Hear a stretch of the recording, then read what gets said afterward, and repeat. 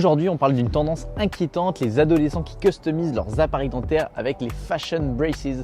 Restez jusqu'à la fin pour découvrir aussi nos deux offres d'emploi dentaires très attractives et on finira par un air de flûte que vous connaissez sûrement.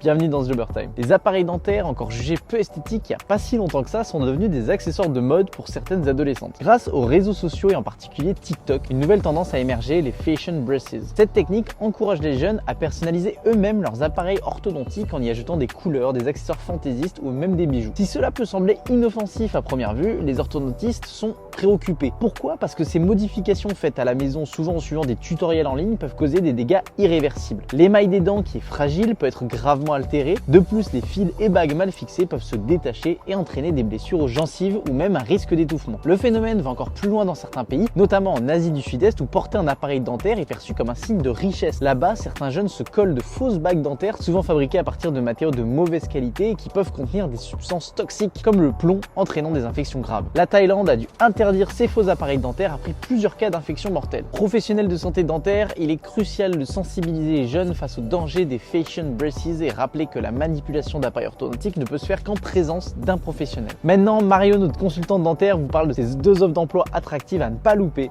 J'ai une offre de rachat de cabinet dans l'Ain, créée en 1977 et à 1h30 de Genève. Ce cabinet présente 2 fauteuils et une surface de 108 m². Ce cabinet possède également une importante patientèle et un chiffre d'affaires potentiel élevé. J'ai une offre de chirurgien dentiste dans un cabinet libéral au Luxembourg qui a 3 ans d'existence. Ce cabinet vise à développer l'implantologie et les profils recherchés sont soit des implantologues, soit des omnipraticiens qui pratiquent l'implantologie. Et la rémunération est de 50%. Et on finit par un mensonge que vous avez sûrement entendu plus d'une fois. À très vite pour un nouveau Jobber Time.